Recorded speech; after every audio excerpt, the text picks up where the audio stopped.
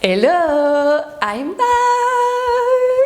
Je suis super heureuse de vous retrouver aujourd'hui après un mois d'absence sur YouTube, un mois de vacances, un mois de congé qui m'a fait beaucoup de bien quand même, je dois bien vous l'avouer, mais je suis super heureuse d'être de retour aujourd'hui et de vous retrouver pour la rentrée, pour cette nouvelle vidéo, pour le mois de septembre. Vous n'imaginez pas à quel point ça me fait plaisir d'être de retour sur YouTube.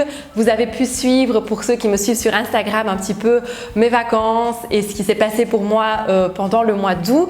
Donc il s'est passé plein de chouettes choses, j'ai fait de beaux voyages, j'ai fait une période de digital détox aussi. Ça c'était mon gros défi, un de mes défis en tout cas de l'année. Et je suis revenue à bloc, pleine de nouvelles idées, de nouveaux projets que j'espère pouvoir partager avec vous très prochainement. Et en tout cas, moi ça me fait super plaisir, vous l'avez compris, d'être de retour aujourd'hui et de vous proposer une nouvelle vidéo ce matin. Et avant de commencer, j'aimerais bien justement vous demander ici ce qui vous plairait pour les prochains mois. Je vous ai déjà fait un petit sondage sur Instagram, mais j'aimerais bien aussi, parce que tout le monde ne me suit pas spécialement sur Instagram, et donc j'aimerais bien aussi vous poser la question ici, vous finalement, qu'est-ce qui vous plairait de retrouver sur cette chaîne YouTube? Qu'est-ce qui vous manque? Qu'est-ce que je ne fais peut-être pas ou pas assez? Ou quelles sont les thématiques que vous aimeriez bien que j'aborde, et ça me ferait plaisir si vous pouviez me partager un petit peu votre feedback ici en commentaire et me dire aussi finalement qu'est-ce qui vous plaît dans peut-être ce que je fais déjà. Donc voilà, m'aider un petit peu à vous proposer du contenu qui vous plaît, parce que si je peux vous faire plaisir, autant vous faire plaisir bien évidemment. Et avant de démarrer aussi la vidéo, je vous rappelle aussi que vous pouvez me suivre justement sur Instagram pour pouvoir suivre un petit peu mon quotidien. J'essaye aussi de vous partager des contenus différents. Dites-moi aussi peut-être sur Instagram si vous aimez me suivre, si vous me suivez ou si vous ne me suivez pas encore et ce qui manque peut-être à mon compte. Et vous pouvez aussi me rejoindre sur la page Facebook, c'est là que j'annonce tout ce qui est animation, date de formation, actu, agenda, etc. Et je vous annonce d'ailleurs ici en presque exclusivité que je relance tout bientôt les inscriptions pour ma formation en ligne.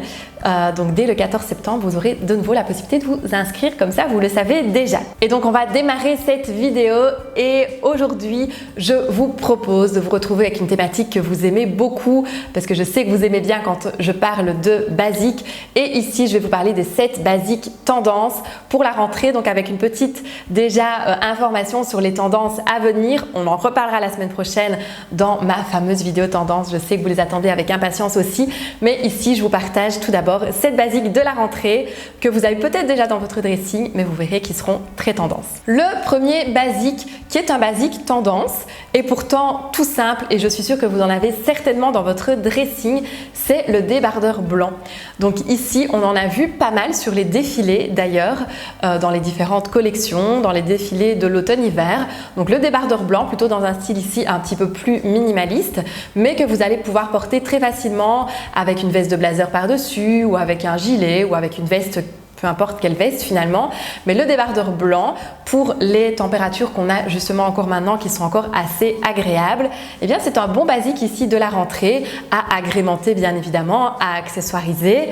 Mais en tout cas, c'est un petit basique tout simple et qui sera très tendance, comme je vous le disais, parce qu'on l'a vu pas mal sur les défilés. Donc le premier basique, je suis sûre que vous l'avez peut-être même déjà dans votre dressing. Le deuxième basique, sans spécialement de grosses surprises, eh bien c'est le blazer. Donc le blazer bien coupé, un tout petit peu plus cintré cette année que trop oversize. On revient sur quelque chose d'un petit peu plus cintré, pas spécialement trop court, ou alors vraiment en mode assez crop.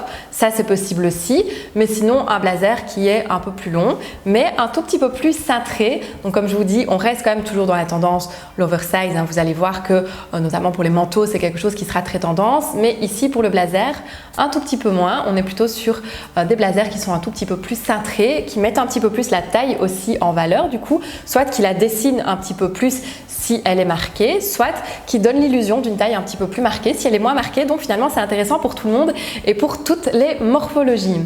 Alors si vous voulez vraiment aller encore plus loin dans la tendance, le blazer vous allez le porter en ensemble, donc avec le pantalon ou la jupe éventuellement assortie.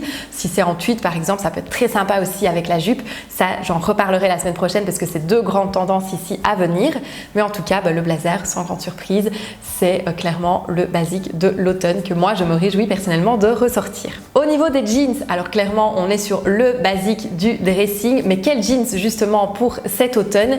Eh bien exit le jeans slim. Là on n'est clairement plus sur le slim, on est vraiment sur le jeans assez droit, voire assez flair, donc assez large au niveau de la jambe, assez évasé, plutôt taille haute, même si le taille basse revient aussi, mais voilà, je mets ma petite réserve sur le taille basse qui ne met pas spécialement en valeur la morphologie. Il faut être assez grande déjà pour que le taille basse puisse fonctionner, parce que si on est petite, il va avoir tendance à tasser la silhouette. Donc voilà, le taille basse est tendance, il revient vraiment sur la tendance, mais j'émets vraiment une réserve par rapport à ça parce que je trouve que c'est pas spécialement ce qu'il y a de plus flatteur que contrairement aux tailles hautes qui en général va convenir davantage aux différentes morphologies.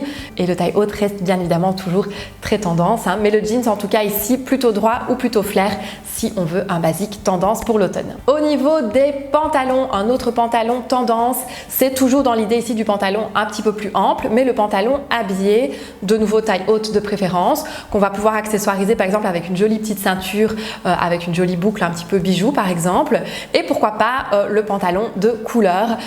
Pour la couleur, vous allez voir aussi dans ma vidéo de la semaine prochaine qu'on aura vraiment de quoi faire. Donc un beau pantalon rose, un beau pantalon vert, bleu, violet, à vous de voir un petit peu ce que vous aimez, mais le pantalon vraiment ici un petit peu plus fluide, un peu plus habillé, avec une jambe un petit peu plus large, sera très tendance aussi. Attention simplement si vous êtes petite à ne pas choisir un pantalon qui est juste trop ample, choisir un pantalon un tout petit peu plus droit et un peu plus fluide pour ne pas tasser. Et on fait attention aussi aux pinces qui ont tendance à épaissir la silhouette. Si on ne veut pas épaissir le bas du corps, on fait juste attention à ce qu'il n'y ait pas de pinces présentes sur le pantalon. Ensuite, au niveau des basiques tendances et des pièces faciles à porter pour l'automne, on va retrouver la maxi robe. Donc ça c'est super facile finalement pour l'entre-saison. On peut la porter avec une paire de baskets, on peut la porter avec une paire de boots, on peut encore les porter sans collant tant qu'il ne fait pas trop froid. Et donc ça c'est vraiment la pièce parfaite finalement, un peu pour toute saison, la maxi robe, parce que elle est facile finalement à porter, elle est agréable en été, elle est plus couvrante en automne ou en hiver. Donc que demander de plus? La maxi robe, un bon basique aussi pour cette saison. Ensuite, un autre basique, c'est la jupe. Alors ici, elle se porte plutôt mini, mais bien évidemment à choisir la longueur en fonction de vous, de votre aisance et de ce que vous aimez, bien évidemment. Alors de nouveau, elle va pouvoir se porter avec ou sans collant en fonction du moment de la saison où vous allez l'adopter, mais c'est très sympa aussi la jupe sans collant avec une petite paire de bottines. On fait juste attention aux cassures de la silhouette pour ne pas tasser. Donc on fait attention par exemple à ne pas avoir une bottine trop contrastée par rapport à la couleur de notre jambe si on porte sans collant, pour éviter de tasser et d'allonger et plutôt essayer d'allonger au maximum la jambe. Mais en tout cas la mini jupe, donc jupe au-dessus du genou, pas obligé que ce soit la jupe ras des fesses bien évidemment, mais la jupe courte sera un bon basique aussi qu'on va pouvoir agrémenter de plein de façons différentes. Et le dernier basique, c'est la paire de bottines que moi je me réjouis personnellement de ressortir. Vous le savez, je vous en ai parlé sur Instagram, l'automne est clairement ma saison mode préférée et j'adore pouvoir ressortir les bottines, les blazers, les vestes, les pantalons. Et donc ici, une bonne paire de bottines, c'est un bon basique aussi. Alors si on veut la petite touche un petit peu plus mode, un peu plus tendance, on se dirigera cette année plutôt sur la Santiago notamment, ou en tout cas sur une bottine avec inspiration Santiago ou tout autre type de bottine bien évidemment, qui vous plaît en fonction de votre style. Mais ici c'est pour vous apporter le petit détail tendance en plus, parce que si on modernise ces basiques, automatiquement on a un look qui va aussi être beaucoup plus actuel, beaucoup plus affirmé et beaucoup plus tendance, tout en gardant l'efficacité des basiques. Et pour moi ça c'est un bon mix et un bon équilibre pour pouvoir s'habiller facilement tout au long de l'année. Donc voilà ici pour les 7 basiques tendances de l'automne. Dites-moi en commentaire votre basique préféré ou celui que vous avez déjà ou celui que vous allez vous empresser d'acquérir.